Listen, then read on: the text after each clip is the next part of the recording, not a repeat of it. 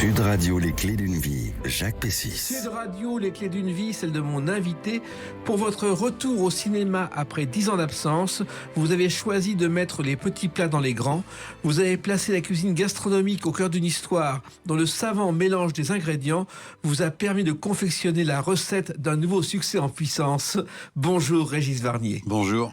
Alors, je vous avais déjà accueilli dans les clés d'une vie, notamment pour un roman. À l'époque, vous n'envisagiez peut-être pas de refaire du cinéma. Et là, vous revenez avec un film qui sort demain, La Réparation. Ouais. On va en parler tout à l'heure, car c'est un film que vous avez écrit et réalisé. Mais selon le principe des clés d'une vie auxquelles nous restons fidèles, on évoque d'abord votre parcours à travers des dates clés. Et la première, c'est le 20 décembre 1963, la sortie de ce film qui est important dans votre parcours. Ah oui. Le mépris.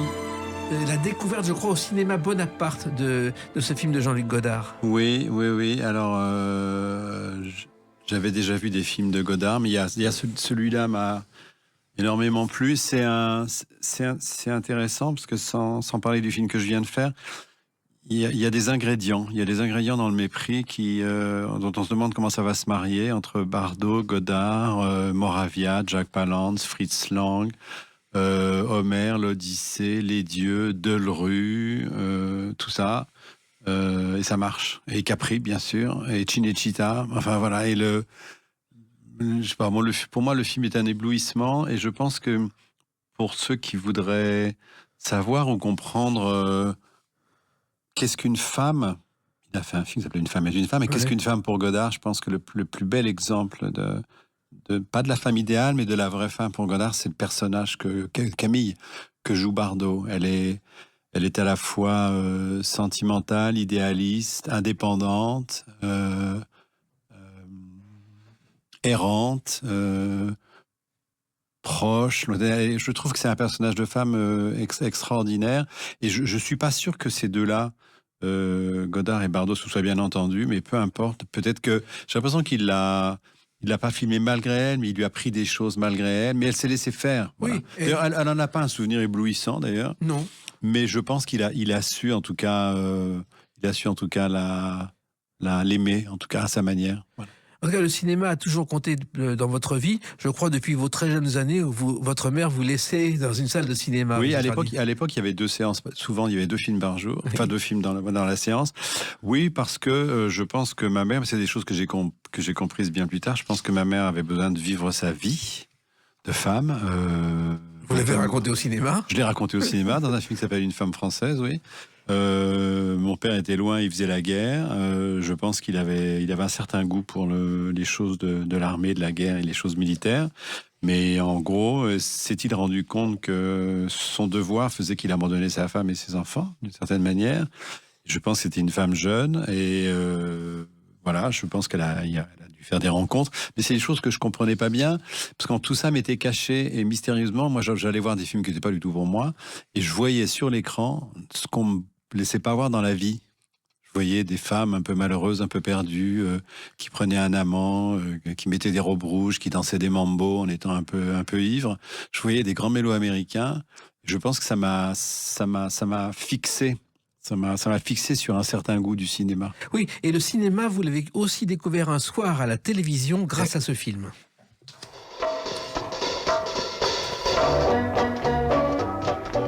Oui. Le premier film de Jacques Demy, Exact. Et noir et blanc, ça s'appelait, je crois, le Ciné-Club de France 3. Et je savais pas ce que je regardais, parce que je n'avais pas la culture, Et Jacques Demy, d'ailleurs, en plus, était pas encore quelqu'un de très connu. Il y avait Anouk, Aimé, mais il se dégageait. C'est tellement bien de voir un film sans rien savoir, que personne ne vous ait dit s'il fallait l'aimer ou pas, qu'on n'ait pas été influencé par nos lectures dans la presse, etc. J'ai ressenti une fascination, et surtout, j'ai ressenti une poésie qui suintait de l'écran. Et puis, avec ce goût qu'avait Demy des histoires qui sont au bord du conte. On n'est pas au bout du conte, on est au bord du conte. Et j'avais été extrêmement séduit par ce film, voilà. Et il se trouve en plus qu'au départ, il avait demandé à Jean-Louis Trintignant de jouer le rôle principal. Il a refusé. Et ça a toujours été le regret de Trintignant d'avoir refusé. De ne pas avoir fait ce film. Exactement. Ah oui, c'était Marc Michel qui... Marc Michel. Qui a joué il y avait un acteur américain aussi, ouais. Alors, il se trouve que bon, le cinéma, c'était votre vie, ce qui plaisait pas du tout à l'école, d'ailleurs, au départ. Non, parce que c'est marrant. À l'époque, le cinéma avait pas peut-être une image positive ou d'éducation, même quand dans les années qui ont suivi, mais à l'époque, aller au cinéma, c'était considéré un peu comme, c'était pas une bonne distraction comme les livres, et surtout, moi, j'y allais 2 fois par semaine, quoi. J'y allais le mercredi, jeudi après-midi, qui était jour de congé, et j'y allais le dimanche dans une salle bien connue, rue La Fontaine, la salle dans le jardin des Orphelins d'Auteuil, Oui. une salle qui s'appelait Auteuil Bon Cinéma. Voilà. Et je crois que les curés qui étaient au collège où vous étiez n'aimaient pas ça du tout. Non. Vous montraient d'un seul œil. Il y a un autre élève qui a démarré dans le même collège que vous, et lui aussi a dû être montré d'un seul œil, c'est Nino Ferrer, qui a fait les mêmes études et qui a ensuite chanté Mirza. Donc, voilà, oui, ça a voilà, pas dû plaire non on plus était vraiment les cancres. Pas les cancres d'ailleurs, parce que je crois qu'on était des bons élèves, on n'était pas bien considérés. Non, en plus, vous avez redoublé votre seconde. Je l'ai redoublé parce que j'arrivais trop jeune. J'arrivais trop jeune au bac, que mon frère était dans la classe au-dessus de la mienne, il allait redoubler, donc on allait se retrouver dans la même classe, qui était, à mon avis, pas une bonne idée pour lui et pour moi. Et donc, comme j'étais très jeune, on m'a changé de collège, on m'a mis dans un collège encore plus dur, les Jésuites, rue Franklin, et je suis quand même arrivé à 15 ans au bac. Et voilà, et c'était pas mieux, les jésuites, c'était même une discipline de fer. J'étais collé tous les dimanches. C'est affreux, ils ne se rendent pas compte de ce que c'est parce qu'en plus on travaillait le samedi chez les jésuites. Et le dimanche, c'est le seul jour de congé. Moi, je me tapais de prendre le métro à 7h, d'aller à la messe chez eux, un épouvantable café au lait dans le réfectoire. Et après 3 heures de colle pendant lesquelles vous pouviez pas faire vos devoirs, il y avait une dictée qui n'avait aucun intérêt, c'était une punition. Je rentrais à 12h30, 1h, et le dimanche, j'étais foutu. J'ai dû faire 22 heures de colle en un trimestre. Oui, c'est un record pratiquement, Régis Varnier. Alors, il se trouve aussi que à cette époque-là, on voulait vous tourner vers des matières scientifiques, alors que vous n'aimiez que le côté littéraire et le cinéma. Oui, je pense que je me suis opposé aux injonctions paternelles. Je me suis bien disposé à être bon seulement en latin, français, grec, anglais, histoire géo, c'est déjà pas mal. Maths, ça allait, mais alors physique, chimie, pas du tout. Et sciences nat, pas du tout. Et je regrette, parce qu'elles étaient très mal enseignées, les sciences nat. Ce qu'on appelle aujourd'hui les sciences de la vie. Oui. Voilà. Mais c'est passionnant, les sciences nat, si on vous les enseigne bien. Mais c'était tellement scolaire. Ça, c'était un vrai problème de l'éducation. Et puis, vous avez été un des pionniers de Nanterre, de l'université. Ouais. Elle était transformée, c'était un établissement central du matériel aéronautique qui était transformé en université. Ouais. Et vous avez vécu là-dedans les prémices de mai 68, Régis Oui, Varnier. et déjà, il y avait la première chose, c'est qu'on prenait souvent de petits trains pour y aller, et on nous disait descendez bien à Nanterre Université, parce que l'arrêt suivant, c'était le quart monde. C'était beaucoup d'ouvriers de chez Renault qui vivaient dans des bidonvilles, là. C'était invraisemblable, ça touchait la fac. Et effectivement, en 68, ça a commencé en mars, évidemment, le 22 mars, en bâtiment de sociaux, qui jouxtait le bâtiment des lettres, a commencé effectivement les réunions dans les amphis, le bordel, la fin des cours, l'arrivée des flics, les bagarres, tout, on a été témoin de ça. Moi, j'étais en dette classique. J'avais des collègues qui étaient pas très rassurés, qui étaient pas non plus très politisés. Moi, j'allais plutôt traîner chez psychosociaux. Que je me disais, il se passe quelque chose. Voilà, et puis effectivement, ça a éclaté en mai, quoi. Voilà. Et vous avez vécu les manifestations et les slogans, parce qu'il y a un slogan, il est interdit d'interdire, on le voit partout, on oublie que c'est Jean-Yann qui l'a créé. Ah, c'est Jean-Yann, Eh oui. ce cher Jean-Yann, Exact. dont j'ai découvert que Jean-Yann, c'est parce qu'il est breton, Oui, et que Yann, en breton, c'est Jean. exactement. C'était Jean Gouillet, je crois, son vrai nom. Voilà, qui est quelqu'un avec qui j'ai adoré travailler. Hein. Exactement. Seulement, le problème de mai 68, c'est que ça vous a empêché de faire l'IDEC, qui était votre but. Exact. Alors, parce qu'après, moi, j'avais fait une licence de lettres en me disant, avec 2 ans de lettres, je peux présenter le concours de l'IDEC sans année préparatoire. Et patatras, 68 a aussi la peau de l'IDEC, qui pendant 3 ans, il n'y a plus d'école de cinéma, d'école nationale, avant que les statuts soient refondus. Et puis le hasard me fait rencontrer en bas de chez moi à 5h du matin, quelqu'un qui vit dans l'immeuble aussi, et qui rentre lui aussi tard ce matin-là, qui est régisseur de film. Voilà. Et il me dit, qu'est-ce que tu fous cet été? Je lui dis, je vais faire un grand voyage en Afrique, à moins que tu aies un stage pour moi. Il me dit, passe le lendemain au bureau. Il s'appelait Nanar, je crois. Nanar, c'était son Patrick Delauneux, c'était son surnom. Je passe le lendemain au bureau. Il y avait un monsieur au fond du bureau avec une tête de chouette et des petites lunettes, et Claude Chabrol. Et Nanar dit, Claude, voilà le gars dont je vous ai parlé qui va faire la doublure lumière de Michel Piccoli. Et c'est comme ça que ça a commencé. Et je suis parti en Alsace le lendemain, et où il y avait Claude, évidemment, Piccoli, Orson Welles, Anthony Perkins, Marlène Jobert, et Stéphane Audran qui venait le week-end voir son mari. Exactement. Et c'est comme ça que tout a commencé, que vous êtes retrouvé plongé dans cet univers dont vous rêviez. Dans cet univers où là, je ne savais pas que la position que j'avais, doublure lumière, était sur la hiérarchie, le boulot le moins important et qu'on n'était pas du tout considéré. Et c'est là que j'ai connu, parce qu'il en était à son 2e stage, un jeune gars appelé Alain Vermus, qui lui était engagé comme doublure lumière d'Anthony Perkins. Et qui est devenu aussi ensuite réalisateur de cinéma. Voilà, et qui est un ami, et qui est resté un ami. Voilà. Et puis, à la fin du tournage, je me suis rendu compte que j'étais quand même dans le boulot que je voulais faire, qu'il n'y avait pas que les écoles, que le plateau, c'était une école merveilleuse. Et donc, je me suis accroché, j'ai travaillé. Et après, j'avais 2 parrains qui m'ont vraiment accompagné dans mes débuts. C'est Claude et Michel Piccoli. Exactement. Qui m'ont recommandé, envoyé à des metteurs en scène. Claude, quand il pouvait me reprendre, il m'a repris, etc. Ça a été des très grands protecteurs. Et il y a eu d'autres dates importantes dans votre vie, et on va évoquer l'une d'entre elles, qui est le 16 février 1989. À tout de suite sur Sud Radio avec Régis Varnier. Sud Radio, les clés d'une vie, Jacques Pessis. Sud Radio, les clés d'une vie, mon invité est Régis Varnier. Retour au cinéma après 10 ans d'absence avec La Réparation qui sort demain et que nous allons évoquer bien sûr dans quelques instants. Mais dans les clés d'une vie, il y a une date, le 16 février 1989. Vous êtes ce que j'appellerais le régional de l'étape pour la première mondiale de ce film. Vous êtes Monsieur Moyot? Oui. Moi, je suis Charles Vernet. Je suis Bonjour. le seigneur du château. Et la première est à Saint-Brieuc. C'est pour ça que je dis que vous êtes le régional de l'étape. Mais oui, parce qu'on avait tourné à... Mais ça, j'aime bien faire ça. Et on en parle, mais pour La Réparation, on a fait la première, évidemment, Oui. à Moëlan-sur-Mer, avec les gens du restaurant de Pont-Aven. Bien sûr. Mais revenons à Saint-Brieuc, effectivement, j'avais demandé à faire la première, là où on avait tourné.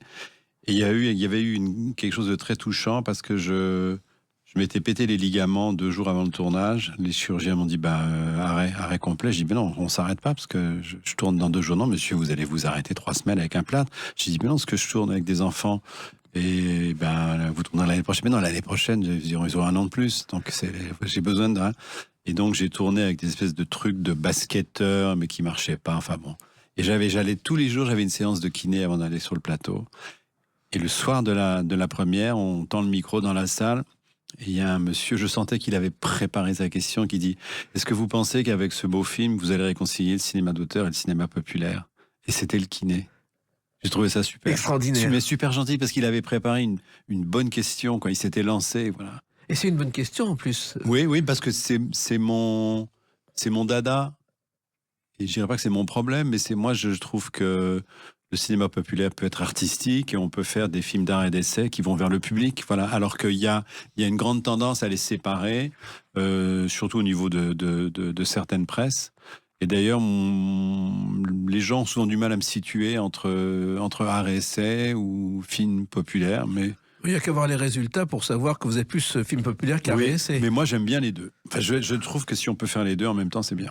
Alors, ce film, Je suis le seigneur du château, avait été tourné au château de Beaumanoir. Exact. Que vous aviez repéré. À Quintin, oui. Et j'avais fait, ça, c'est un moment merveilleux dans le cinéma. C'est quand on a le feu vert, qu'on peut commencer à travailler de manière concrète. On avait fait on n'avait pas beaucoup de sous, donc on faisait des repérages. On avait un petit minibus, un petit van, voilà. On était 4-5 et il y avait Régie, assistant, chef-op et moi. Et le décorateur avait déjà lui-même fait un gros repérage. Il avait fait un choix déjà sur les châteaux. Moi, je suis tombé en arrêt devant ce château. D'abord parce qu'il était au milieu d'une forêt très isolée, que ça allait être parfait pour le son, qu'il était entouré d'un parc très mystérieux, que c'était un an et demi après une épouvantable tempête un ouragan qui avait traversé la Bretagne du sud au nord, et qu'il y avait plein de zones où on avait l'impression que ça avait été dévasté. Et j'ai intégré tout ça finalement au moment où les enfants s'évadent en me disant tiens, ils vont croire qu'ils font la guerre ou qu'ils sont à la guerre dans cette forêt dévastée. Et puis ce château avait en tout cas, même à l'intérieur, il y avait une disposition qui me convenait très bien. Je me souviens, on a eu l'autorisation du comte et de la comtesse de Saint-Pierre, qui étaient les propriétaires. Mais c'est intéressant parce qu'ils avaient quand même voulu passer leurs vacances en même temps que nous, donc ils avaient gardé une aile du château, et il y a des jours où on tournait, ils étaient tous assis dans des fauteuils, un peu comme si avec des invités, ils étaient au spectacle, ils nous regardaient tourner, c'est toujours s'ils applaudissaient pas à la fin des prises, quoi. Et il y a un autre film célèbre qui a été tourné, Tess. Tess. Ils avaient tourné effectivement dans ce qu'on appelle les communs, ce qui était un peu l'écurie, les garages, où on a tourné nous aussi d'ailleurs. Oui, Tess était passé par là avant nous. Ouais. Oui, et Petit meurtre entre amis aussi. Mais oui, après ils s'y sont installés. Exactement. Ah oui, c'est devenu c'est Cinecittà Saint-Brieuc, ouais. Alors, vos origines sont plutôt lorraines, et vous avez découvert la Bretagne et le Morbihan, je crois, grâce à des crêpes, Régis Varnier. Oui, et puis surtout, on a commencé les vacances. En fait, les vacances avant, c'était la Vendée, une année Pays Basque, et puis je sais pas comment on s'est retrouvé à Carnac, voilà. Et effectivement, je crois que mes premières crêpes, c'était à Carnac. Chez Yannick. Chez Yannick, à Carnacville. Et je vous dis ça parce qu'à l'époque, c'était séparé. On traversait les marais salants pour aller à Carnacville. Maintenant, il y a des maisons partout. Donc, effectivement, et moi, je commençais toujours par la crêpe à la saucisse avec de la moutarde. Et ça vous a marqué Ah oui, parce que c'était très bon. Alors, les crêpes, je me suis un peu renseigné, elles seraient apparues sur Terre vers 7000 ans avant Jésus-Christ, en Bretagne. Et en Bretagne, la culture du sarrasin, alors des croisades, a été le point de départ des crêpes. Ah oui. C'est étonnant. Alors, finalement, vous êtes tombé amoureux de la Bretagne à ce moment-là? Oui, parce que je me suis fait à ces ciels changeants. La mer, la force de la mer, les marées basses, les marées hautes, le paysage qui change, la gentillesse des Bretons, une gentillesse qui est pas feinte, j'aime bien aussi que les Bretons gardent leur distance, que les relations progressent peu à peu. Voilà, après elles sont solides. J'ai aimé la terre bretonne aussi, c'est forêt. Il y a des forêts extraordinaires. C'est quand même une des rares côtes françaises où vous sortez de la plage et en 10 minutes vous êtes dans une forêt splendide où il y a personne, quoi. Voilà, moi quand j'arrive en Bretagne, j'ai le sentiment de retourner vers une terre qui est protégée. Une terre et une île chère à Laurent Voulzier également. Ben oui, la même.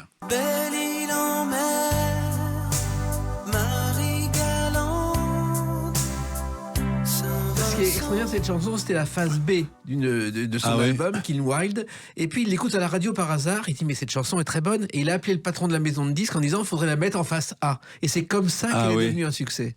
Et je crois qu'elle a été classée ou première ou deuxième plus belle chanson française. Exactement. Je crois qu'il y avait Le Forestier devant. Non, c'était pas Le Forestier. Yves Duteil. La main d'un enfant. Exactement. Voilà, et lui était en numéro 2. Et traînait numéro 3 avec La Mer. Ah bah ça fait deux maritimes quand même. Alors c'est vrai que Belle-Île-en-Mer, ça a été aussi un coup de chouchou. Je crois que vous aviez commencé par des balades entre copains l'hiver. Voilà, parce que tu sais, la Bretagne me manque souvent.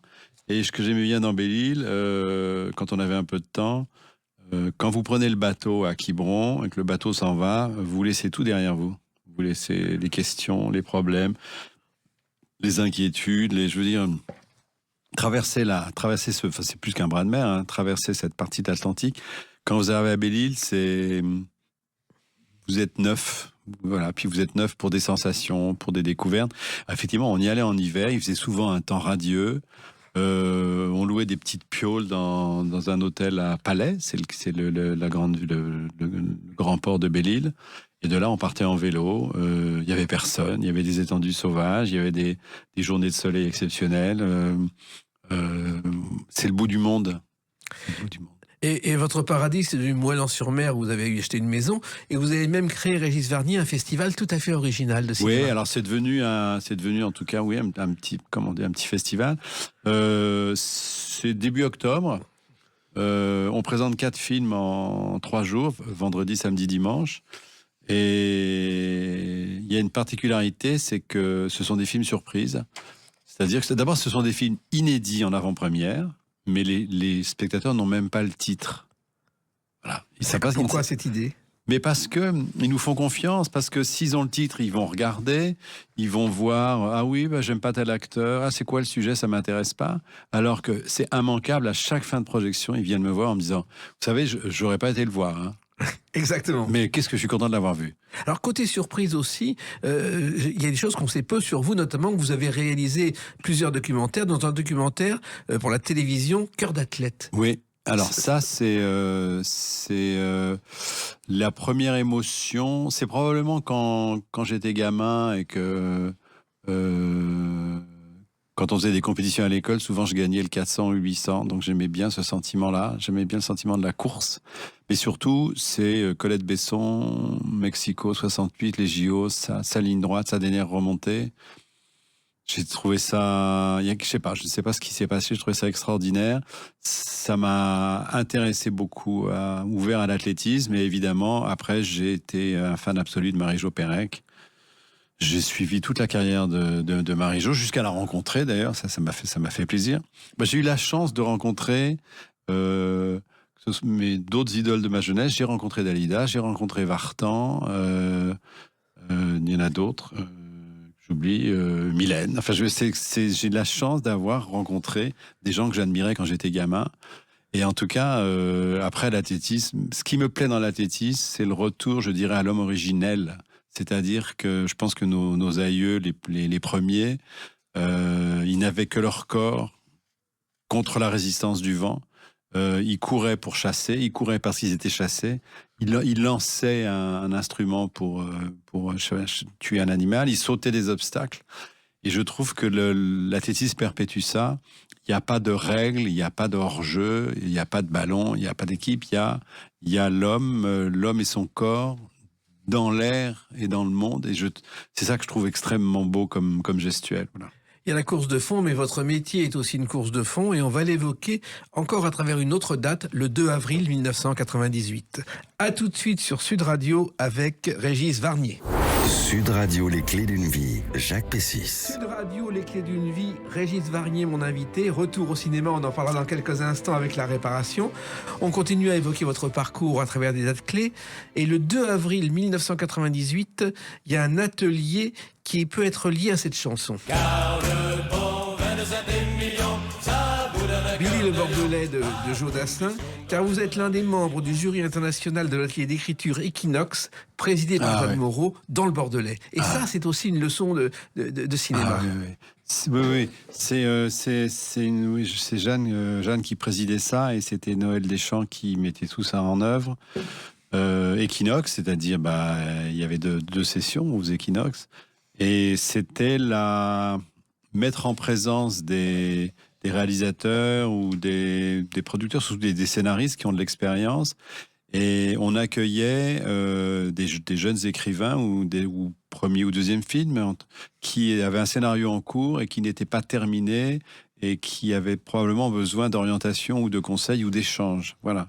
Et on passait quelques jours à chaque thème,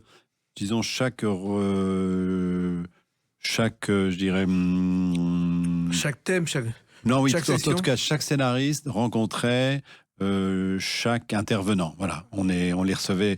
Et alors, ce qui était terrible, c'est que souvent, parce qu'on voulait bien faire le boulot, c'était compliqué parce que souvent, les intervenants se mettaient pas toujours d'accord sur ce qu'il fallait changer dans un scénario.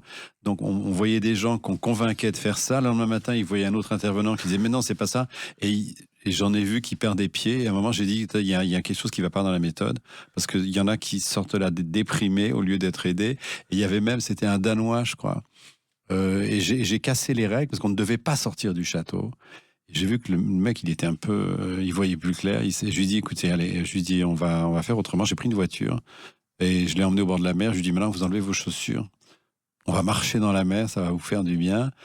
Asseyez-vous sur le sable, parce qu'il était venu plein d'espoir, et là, il était plein de confusion. Mais dans l'ensemble, c'était très fructueux. Mais il fallait un temps pour les jeunes scénaristes pour digérer tout ce qu'on avait essayé de leur apporter, parce que ça pouvait être un peu confusionnant pour eux. Mais c'était une super expérience. D'ailleurs, il y a des gens que je revois de ces époques-là. Il y avait même, il faisait venir des scénaristes américains, oui, comme Ron Bass, qui était le scénariste de Rain Man, qui était là dans les équipes. Alors évidemment, on mangeait bien. Oui. Et on buvait correctement. Oui, j'imagine. Alors, il y a une séquence d'ailleurs qui a été passée au journal télévisé où on voit discuter avec un jeune scénariste sur le début d'une histoire et le dilemme lorsqu'il s'agit de faire des choix dans l'histoire. Bien sûr, parce que c'est toujours c'est le point de départ. Voilà, c'est l'impulsion, d'une histoire. Il y a souvent plusieurs sujets, plusieurs idées. Et c'est vrai qu'il y a des gens qui partaient sur des choses trop riches, trop denses, et il fallait les ramener à une qualité qui est essentielle, qui est la simplicité. Exactement. La clarté, voilà. Mais ça, ce sont des années de travail parce que le non-initié ne se doute pas ce que représente un scénario. Francis Weber m'a expliqué un jour qu'il écrivait un scénario et qu'à la fin, il le jetait pour recommencer de façon à ce que ce soit toujours quelque chose qui surprenne le spectateur. Ouais, je comprends. Mais alors Francis, c'est l'exemple ultime, hein. C'est parce que lui, et puis c'est pareil au tournage, c'est-à-dire qu'il y a tant qu'il n'a pas entendu, parce que comme il écrit les scénarios et qu'il écrit ses dialogues, même s'il les dit pas tout haut, je pense qu'il les joue quand même. Il a une musique de la scène et de la réplique, et tant qu'il ne l'a pas obtenu du comédien, il refait. Mais souvent, vous n'avez pas les mots pour apporter la bonne intonation. On n'a pas non plus l'outrecuidance de lui jouer pour qu'après qu'on lui dise de nous imiter. C'est très désagréable. Donc, tant qu'il n'a pas la musique de la phrase écrite dans sa tête, il fait refaire. Mais c'est un métronome, hein, Francis. Mais vous aussi, vos scénarios sont toujours bien construits et on l'a vu au fil des années. C'est un métier que vous avez appris petit à petit, la création d'un scénario, Régis Varnier. Oui, parce que je pense qu'on devient scénariste en scénarisant. De même qu'on devient monteur en montant les films, parce que bon, moi j'avais des bonnes relations avec les metteurs en scène pour lesquels je travaillais quand j'étais assistant, donc je passais un jour au montage voir le travail, mais je restais 2 heures dans la salle de montage, mais on ne sait rien, on ne comprend rien. Si vous voulez un jour apprendre le montage, il faut monter même son propre matériel. Et le scénario, c'est pareil. Le premier scénario que j'avais écrit, il faisait 250 pages, et je l'ai donné à lire à une monteuse, voilà, dont c'est le boulot un jour de faire des coupes. Et c'est vrai que j'avais écrit, par exemple, le réveil sonne, il se lève, il prend sa douche, il prend son petit déjeuner, il descend l'escalier, il monte dans sa voiture. Elle me disait, tu sais, tu peux passer du réveil qui sonne au type dans la voiture. Exactement. Mais tu n'as pas besoin de voir chaque action du petit matin. Je dis, ah oui, c'est vrai. Voilà. Mais on ne sait pas. Et tout ça, c'est un... Je sais qu'il y a des écoles de scénario, ne serait-ce qu'à la FEMIS, il y a un département scénario. Je sais qu'il y a des gourous américains qui se promènent un peu partout en Europe en donnant des leçons de scénario. Mais je pense que la meilleure école, c'est de s'y coller soi-même. Et apprendre à ne pas perdre du temps sur des fausses pistes. Oui, et puis quand vous avez réalisé un film et que vous voyez le résultat final, que vous voyez ce qui s'est passé au montage, vous avez plus d'expérience pour l'écriture d'un scénario à venir. Et puis, vous avez toujours travaillé en équipe, Régis Varnier, sur les scénarios. C'est quelque chose que j'aime beaucoup. Et c'est pour ça que j'aime bien aussi développer un scénario avec un scénariste professionnel ou un dialoguiste, parce que dès le début, on est 2. Et je trouve ça... C'est des moments c'est des super journées quand moi j'arrive je propose un thème, des personnages, des lignes, des directions en tout cas. Et puis vous avez quelqu'un en face qui rebondit. C'est le dialogue commence là, et c'est une richesse, hein, de pouvoir travailler comme ça à 2. Et travailler peut-être sans but, puisque un scénario, une fois qu'il est terminé, on n'est même pas sûr qu'il sera tourné. Ah non, mais on y croit. On se pose pas la question d'ailleurs, pas trop, parce que si on se la pose, on s'arrête. Mais effectivement, une fois qu'on a fait ça, on a un bel objet, mais qui n'est pas un livre, qui n'est pas écrit comme un livre, qu'on ne peut pas publier, qui est un objet transitoire, c'est un lieu de rendez-vous, un scénario, lieu de rendez-vous avec un metteur en scène, avec des costumiers, des décorateurs, des acteurs, des financiers, des producteurs.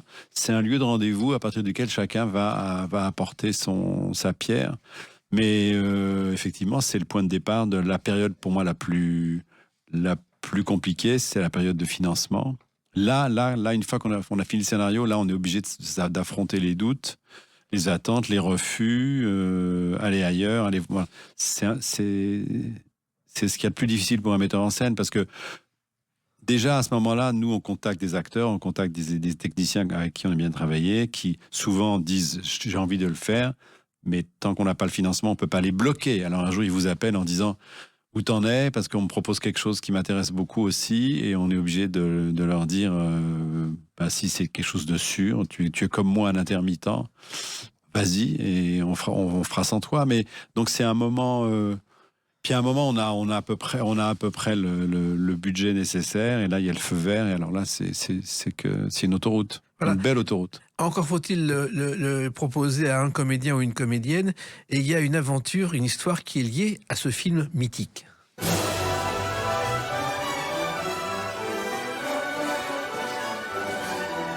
Indochine qui a changé votre vie, et je crois que vous êtes allé proposer le scénario à Catherine Deneuve un jour, et qu'il y a une histoire autour de ça, Régis Varnier. Oui, il y a plusieurs...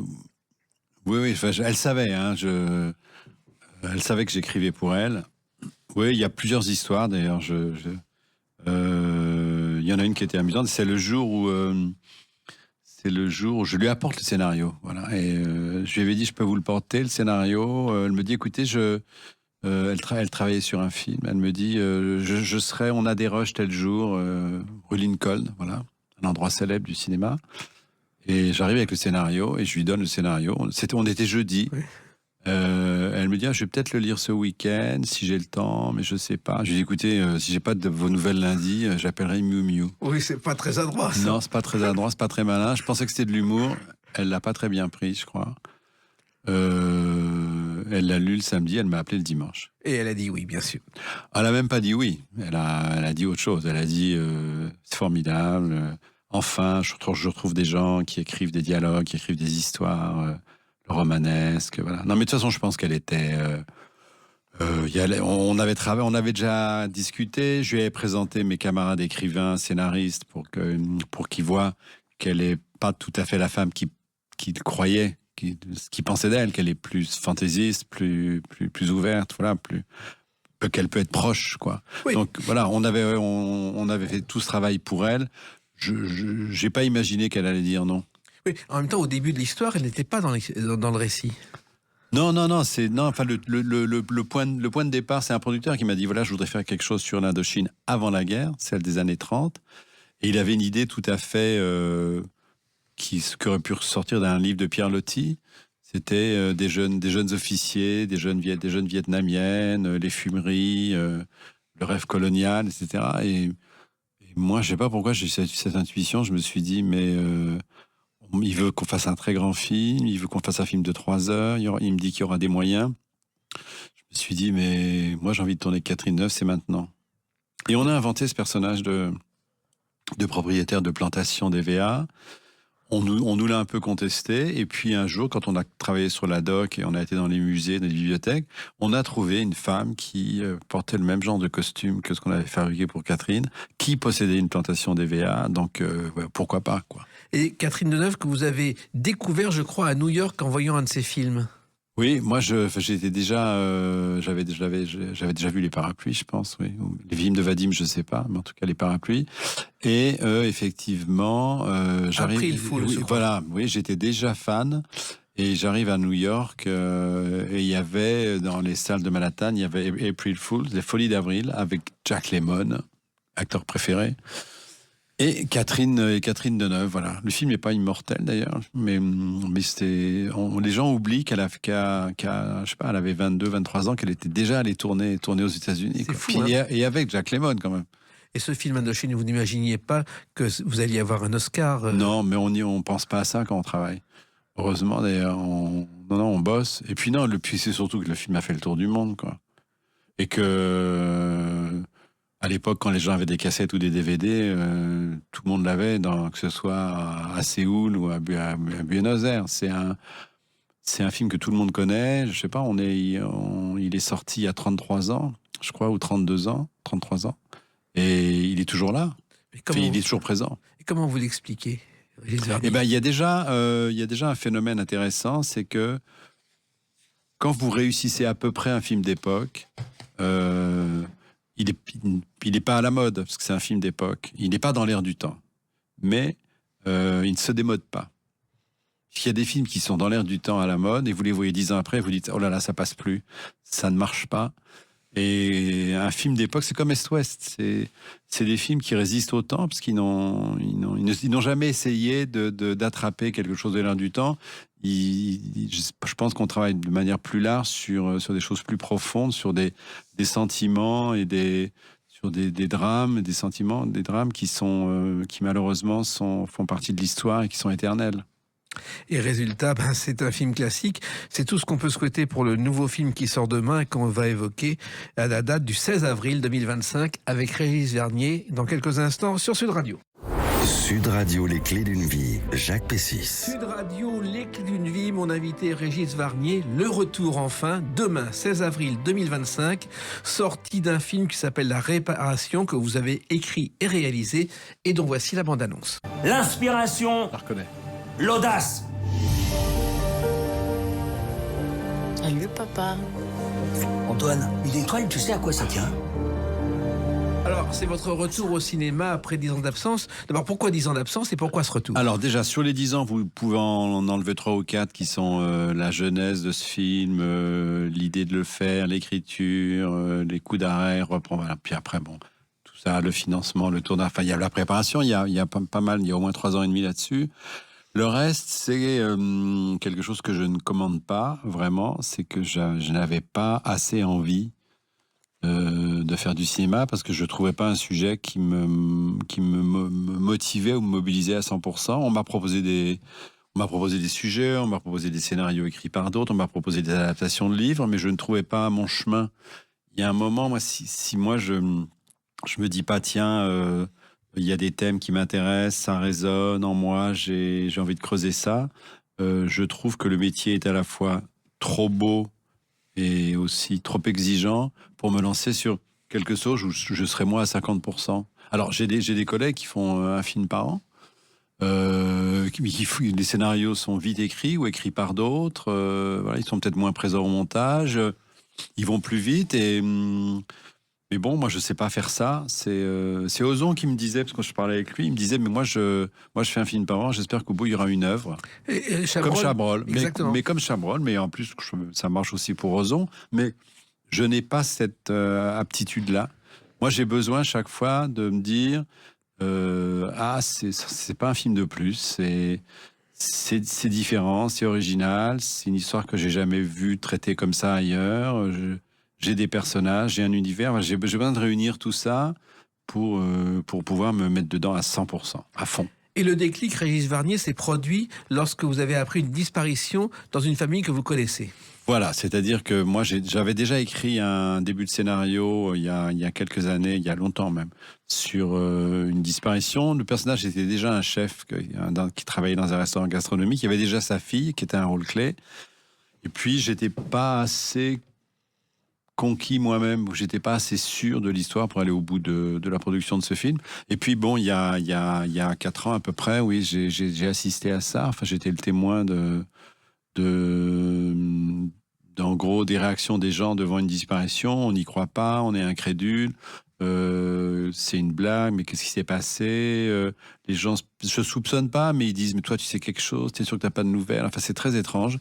Et puis, parce qu'il n'y a pas de signe avant-coureur. Il n'y a pas de signaux. Enfin, il y a 10 000 personnes qui disparaissent chaque année en France. Hein. Et on les retrouve pas. Et probablement qu'ils sont à l'étranger avec un nouveau passeport, une nouvelle identité. Mais c'est troublant pour ceux qui ont perdu personne, en tout cas, dans ces circonstances, de se dire, il ou elle est en vie, quelque part, pas si loin que ça, et je n'aurai plus jamais de nouvelles, et on ne les verra jamais. Et j'appelle ça la présence de cette absence. Parce que c'est très compliqué de vivre avec ça. Et s'il y a des gens qui ont du mal et qui en gros ne sortent pas de cette obsession, et puis des gens qui réussissent à repartir, mais c'est pas comme une mort, c'est très étrange, c'est particulier. Et donc j'ai vu pas loin de moi donc des sentiments, des expressions, des moments, et je me suis dit mais c'est une matière humaine forte. Et j'ai rouvert mes dossiers. Je me suis dit, mais j'ai un sujet. J'étais parti là-dessus. J'avais pas assez nourri les choses, les personnages. Maintenant, j'ai de quoi. Et puis, de toute façon, je vais garder ce thème de la gastronomie parce que ça m'a toujours plu, parce que c'est des créateurs, c'est des chercheurs. Le rapport entre un père et sa fille, qui a beaucoup de talent, l'héritage. Et puis, je me suis dit, voilà, et puis je vais faire un pont entre deux continents avec la gastronomie, ce qui est le fil rouge, de l'enquête, en fait. Voilà. Oui. Et voilà, et avec ça, j'avais suffisamment d'éléments, moi, pour me dire, là, j'y vais et personne ne m'arrêtera. Voilà. Et là, c'est effectivement une recette de cuisine avec différents ingrédients, puisqu'au départ, c'est le père qui disparaît mystérieusement, sa fille va assurer la relève, Oui. et puis un jour, elle va... Le père et son second qui est l'amant de la fille. Voilà, exactement. Et qui ont une liaison secrète. Exactement. Voilà. Et bien sûr, on ne dira pas ce qui se passe, mais Non. surtout, elle va partir à Taïwan. Vous avez choisi Taïwan alors que vous auriez pu vous tourner en Chine populaire. Alors, Chine populaire, j'ai fait des premiers repérages, accompagné par un homme d'affaires un peu étrange. Et puis des gens de cinéma. Bon, je ne savais pas très bien à qui j'avais affaire, mais surtout, j'ai très vite vu que je n'aurais pas la paix. Parce que il me posait des questions sur les personnages en me disant mais c'est ce tel personnage a une attitude, on ne dit pas coupable, a une attitude négative. Ils me disent nous n'avons pas de gens comme ça en Chine. Bien sûr. Donc, je me suis dit bon, on va pas y arriver.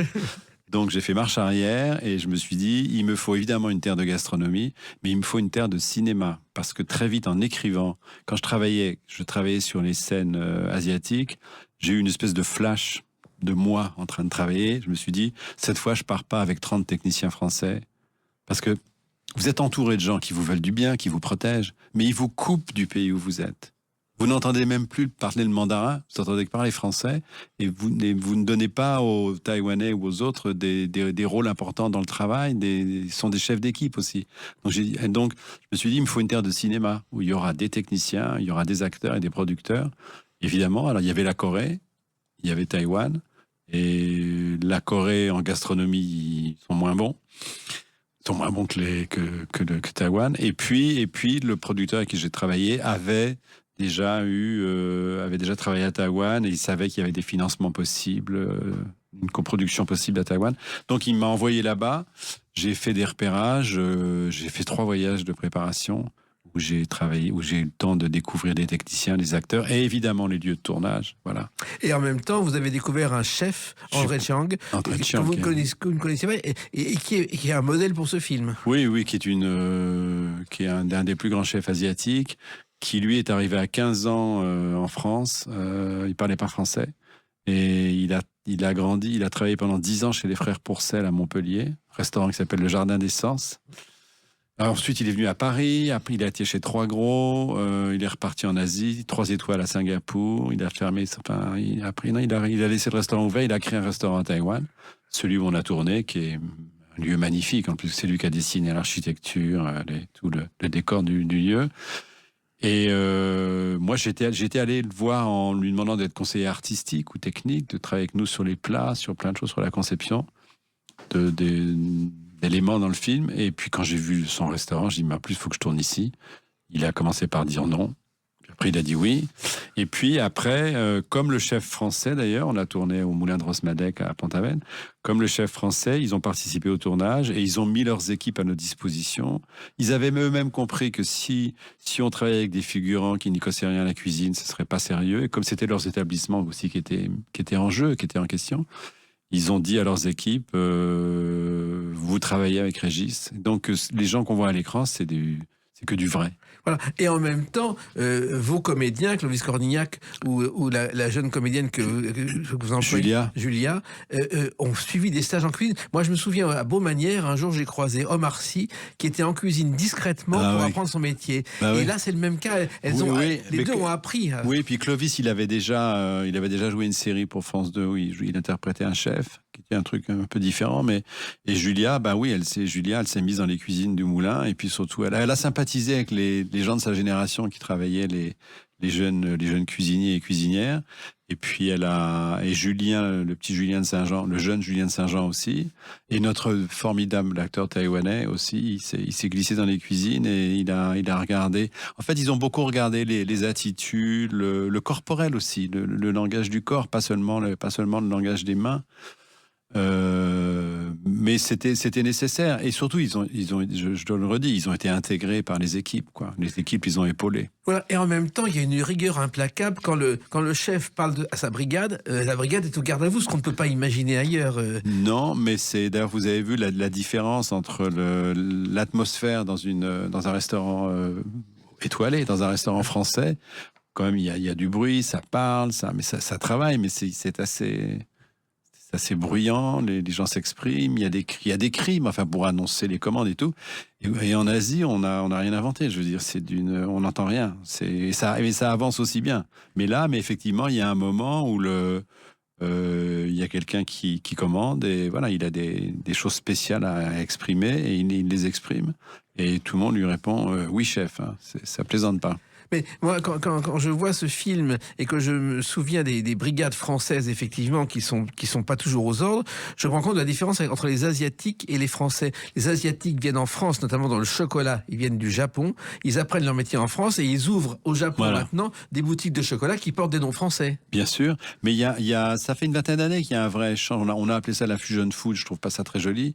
Mais il y a une vingtaine d'années qu'on comprend qu'on peut adopter et adapter les saveurs, les épices, la culture asiatique dans la nourriture européenne et que la nourriture française influence aussi les Asiatiques. Comme vous dites, il y a des échanges de chefs aussi entre les continents.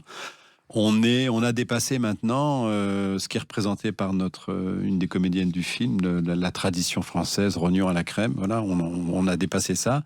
On peut, mais c'est retour à Marco Polo. Hein. Marco Polo, il est revenu avec des plantes et des herbes, je crois. Et d'ailleurs, il y a plein d'herbes qui se mélangent dans ce film à la cuisine française. Et Juliette Nunez, donc, qui jouait Bardot dans la série télé, vous l'avez repérée. Et là aussi, c'est sa chance au cinéma. J'espère, parce que je trouve qu'elle est formidable. Elle a juste une ambition aujourd'hui, c'est de travailler.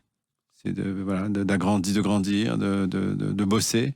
Et c'est un rôle difficile, hein, parce qu'elle passe par beaucoup d'aspects, de sentiments, elle a beaucoup d'émotions à donner. D'ailleurs, elle maigrit même à un moment du film. Mais oui, on va pas dire trop mais entre la partie française et la partie asiatique, du temps a passé. Et effectivement, quand elle arrive en Asie, elle est plus mûre. Et effectivement, on avait discuté ensemble sur une petite perte de poids. Alors justement, la recette, si j'ose dire, de ce film, c'est un mélange d'aventure, d'histoire d'amour et de voyage. Et ça aussi, c'est très particulier. Et de tension. C'est un film, il y a un mystère. Hein, qu'on ne connaît pas jusqu'à la fin. Chut. On ne dit rien. Non, on dit rien. On dit rien, mais c'est vrai, on ne connaît pas jusqu'à la fin. Et tout le monde, en voyant le film, est surpris en disant « Ah, on n'aurait pas imaginé ça ». À la fin du film, moi j'ai déjà présenté le film en région, dans des villes, et il y a toujours un débat passionnant après, il y a toujours des questions. Mais moi, je ne réponds pas tout à fait aux questions là. Il faut jamais répondre. À la fin. Non. Mais en même temps, le travail que représente l'écriture d'un scénario avec tous ces ingrédients, c'est des mois et des mois de travail. Bien sûr. Alors vous savez, à un moment, le scénario est prêt. Enfin, on pense qu'il est prêt. On le donne à lire à des acteurs et à des techniciens. Les gens disent c'est bien, voilà. Mais ils se rendent pas compte que si c'est fluide comme ça, si ça coule comme ça, c'est vrai qu'il y a énormément de. Je me demande encore moi-même pourquoi il faut au moins 1 an pour arriver à écrire un bon scénario. Mais je ne sais pas, mais c'est comme ça. Et ce qui est étonnant, c'est que le moulin de Rosmannec où vous avez tourné, au départ, c'était une crêperie. Alors que vous avez, découvert la Bretagne dans une crêperie. Oui. Et c'était le premier restaurant étoilé du Finistère en 1933. C'est vrai. Et c'est un lieu formidable. Hein. D'abord, c'est beau. On est au bout du monde. On est sur l'eau. C'est un moulin. Et puis, surtout, maintenant, il y a un super chef, quoi. Et puis ce film, c'est aussi un film de transmission, car vous attachez beaucoup d'importance à la transmission, Régis Varnier. Oui, transmission, héritage, filiation, avec ce danger qui est le point de départ du film, quand même, entre père et fille. Ce cadeau un peu démesuré de quelqu'un qui a construit sa vie et son œuvre, qui a mis 40 années à être étoilé, à construire le restaurant dont il avait rêvé et qui le donne comme ça tout cuit à sa fille qui a 20 ans, qui dit mais je voudrais vivre moi aussi j'ai une œuvre à construire, là tu me donnes ton œuvre mais c'est la tienne et moi je voudrais bien vivre ma vie quoi, et pas forcément être dans tes traces tout de suite. C'est le début de l'histoire. Une des deux histoires, voilà. Et l'avenir maintenant? L'avenir maintenant, c'est repos. Et on se repose jamais. De toute façon, il y a toujours une histoire en tête. Hein. Oui. J'ai déjà une histoire en tête. Eh ben justement, vous la tournerez. En tout cas, ce film, La Réparation, qui sort demain sur les écrans, il mérite, si j'ose dire, 3 étoiles, Ouais. comme La Cuisine. Et je lui souhaite autant de succès que le précédent, parce que les films de ce genre sont très rares au cinéma. Merci Régis Varnier de l'avoir écrit et tourné. Merci à vous. Merci. Les Clés d'une vie, c'est terminé pour aujourd'hui. On se retrouve bientôt. Restez fidèles à l'écoute de Sud Radio.